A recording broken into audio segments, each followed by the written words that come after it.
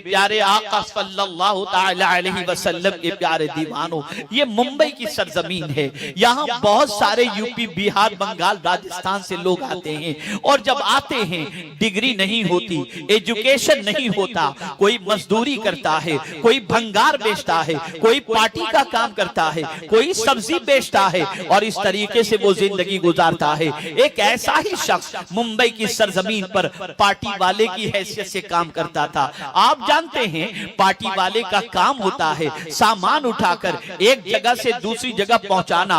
अल्लाह अकबर, मेरे प्यारे आका सल्लल्लाहु अलैहि वसल्लम के प्यारे दीवानों, एक बूढ़ा शख्स जो पार्टी का काम करता था, उसके दिल में तमन्ना थी कि जो काम मैं कर रहा हूं मेरा बेटा वो काम न करे, इसलिए कि उसने देखा था कि वो सामान लेकर सरमाएदारों के घरों पर जब पहुंचता था, उनके घर देखा था, उनके बच्चों को देखा था, तो दिल में तमन्नाएं अंगड़ाइयां लेती थी कि मेरा बच्चा जिसके लिए मैं तालीम के पीछे खर्च करूं, मेरा बच्चा इनके जैसे आलीशान घर के अंदर रहे, अच्छे लिबास पहने, उसके पास भी कार हो, उसके पास भी नौकर चाकर हो। बाप पार्टी वाले के फराइज को अंजाम देता, नौकर पार्टी वाले का काम अंजाम देता और अंजाम देने के बाद दौलत जमा करता, अपने बेटे को तालीम दिलाई, अपने बेटे को पढ़ाया।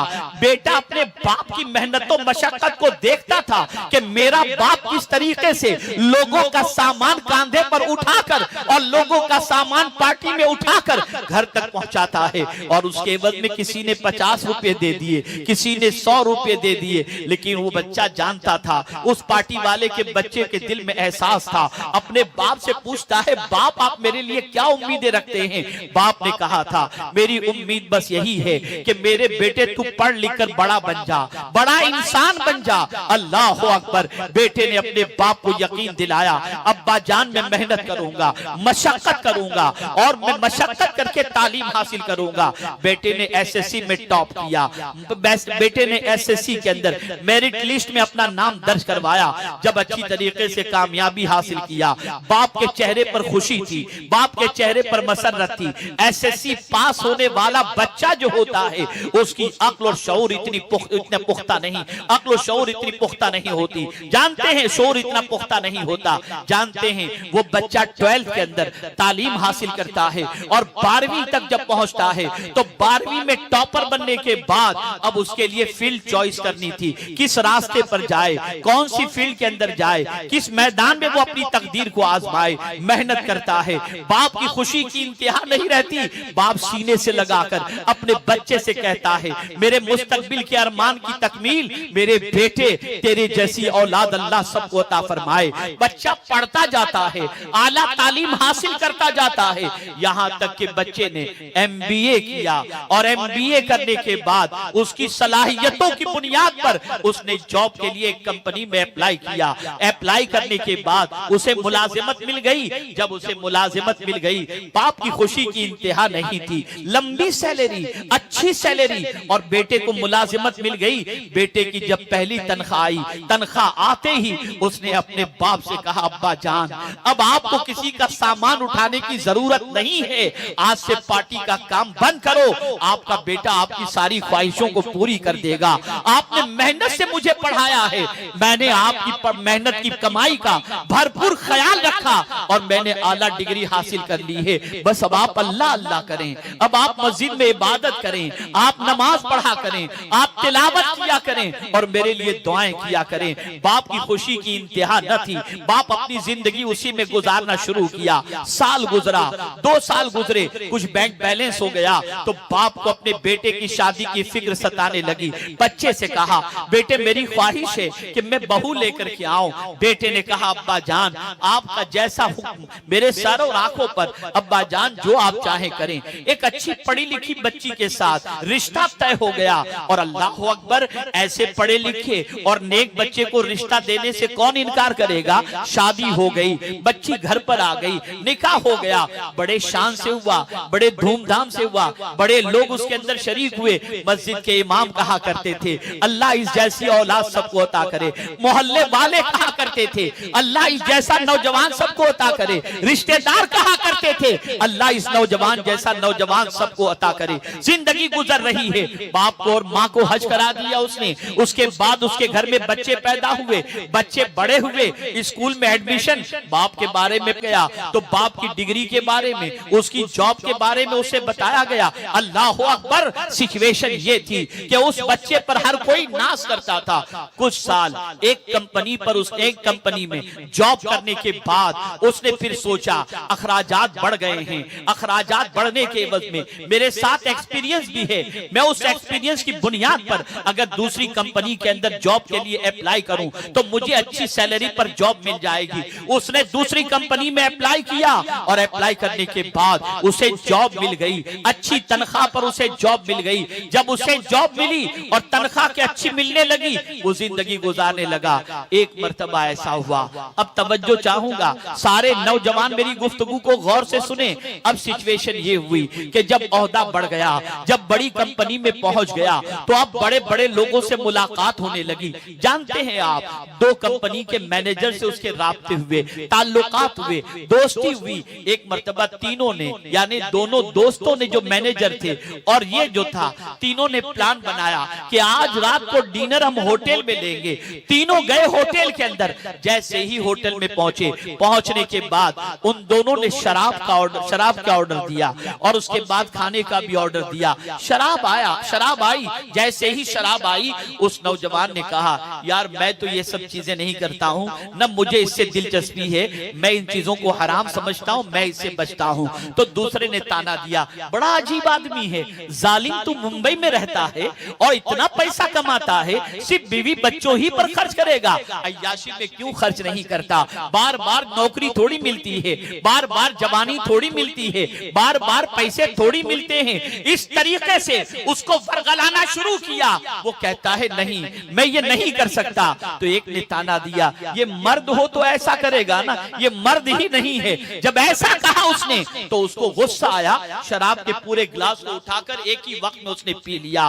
बस ये शराब की इब्तिदा होती है। अब उस नौजवान की आदत ये हो गई, अब रोजाना बिला नागा शराब चाहिए, सुबह भी शराब चाहिए, शाम को भी शराब चाहिए। अब कुछ दिनों के बाद जब कंपनी के मालिक को पता चलता है कि ये शराबी बन चुका है, बेपनाह शराब पीता है, उसे कंपनी से निकाल दिया और उसको क्लियरेंस सर्टिफिकेट भी नहीं दिया। जानते हैं आप, उसके बाद जिस कंपनी में वो अप्लाई करता, कोई कंपनी रखने को तैयार नहीं थी, इसलिए कि उसका शराबी होना मशहूर हो गया था। और बेवड़े को कोई जॉब थोड़ी देता है, शराबी को कोई जॉब थोड़ी देता है। अब कोई उसको मुलाजिमत नहीं दे रहा। अल्लाह अल्लाह, अब बा का जेवर बेच रहा है, बाप बीवी का जेवर बेच रहा है। सिचुएशन बदल गई।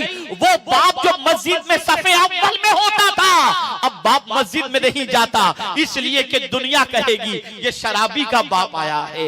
माँ कहीं रिश्तेदारों में नहीं जाती थी, इसलिए कि माँ को डर था कि दुनिया कहेगी ये शराबी की माँ आई है। बीवी अपने मायके नहीं जाती थी, इसलिए कि डर था कि मायके वाले कहेंगे इसका शौहर बिगड़ चुका है। बच्चे स्कूल जाने में कतराते थे कि कहीं ऐसा न हो कि स्कूल के बच्चे और टीचर हमें कहें कि ये शराबी का बेटा है। आप बताइए, चंद दोस्तों की संगत ने उस नौजवान की जिंदगी बदल दी, उस नौजवान की आदत बदल दी, उस नौजवान की हालत बदल दी। अल्लाह अकबर, सब बिक चुका, सब खत्म हो चुका। बाप अल्लाह की बारगाह में मुसल्ला बिछाकर ये दुआएं करता है, ए अल्लाह, वो गरीबी कितनी अच्छी थी कि मेरा बेटा रास्ते पर था, वो दौलत कितनी बुरी है जिससे मेरे बेटे के कदम बह गए। ए अल्लाह, मुझे फिर से मेरा बेटा अता फरमा दे।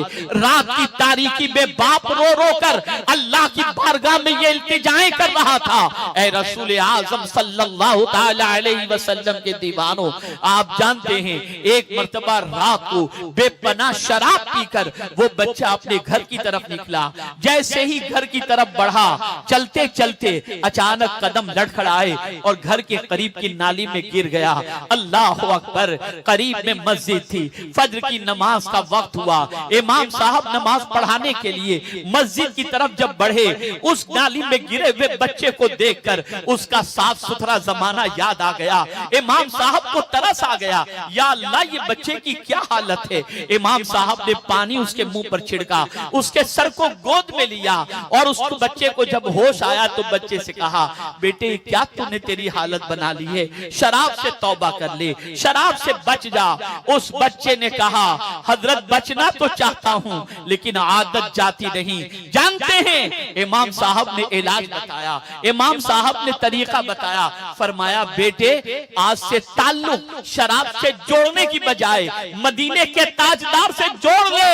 जब हुजूर की मोहब्बत तू अपने सीने में सही मानों में बिठा लेगा तो सारे नशों से तेरा रिश्ता टूट जाएगा। उसने कहा आप गवाह हो जाएं, मैं तौबा करता हूं, आज से ये दिल धड़केगा तो हुजूर की मोहब्बत में धड़केगा, मदीने के ताजदार की मोहब्बत में धड़केगा। इमाम साहब ने कहा शराब हराम नहीं हुई थी, तब मदीने में लोग शराब पीते थे, लेकिन हुजूर ने फरमा दिया हराम है, सबने शराब छोड़ दी थी, इसलिए कि शराब के नशे से ज्यादा उन्होंने मोहब्बत रसूल का जाम पी लिया था।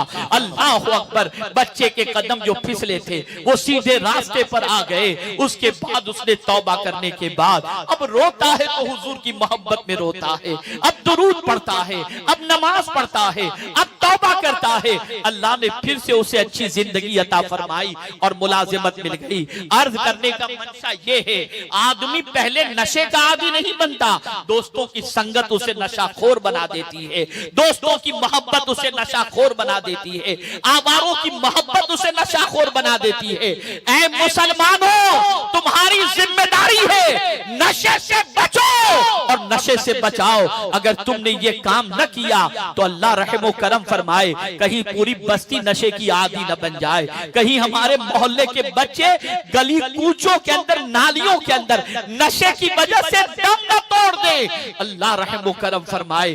नशा बहुत बुरी चीज है, नशा इस्लाम में हराम है। नशा करने वाले को ना अल्लाह पसंद करता है, ना अल्लाह के रसूल पसंद फरमाते हैं, बल्कि नशा करने वाले पर लानत फरमाई गई, नशा करने वाले को बुरा समझा गया, नशा करने वाले की जिंदगी और आखिरत दोनों तबाह हो जाती है। मैं इस बस्ती में बसने वाले नौजवानों से गुजारिश करूंगा, जहां तुम लोगों को नमाज के लिए बुलाते हो, वहीं तुम्हें अगर कोई नशे का आदी मिल जाए उसको समझाओ, उसको प्यार से बताओ कि ये क्या तुम कर रहे हो, ये किस गलत रास्ते पर तुम चल पड़े हो। इंशाअल्लाह तुम्हारे समझाने की बुनियाद पर अगर उसकी जिंदगी संवर गई तो मुमकिन है उसकी जिंदगी का संवरना अल्लाह और उसके रसूल की बारगाह से तुम्हें अज्र का हकदार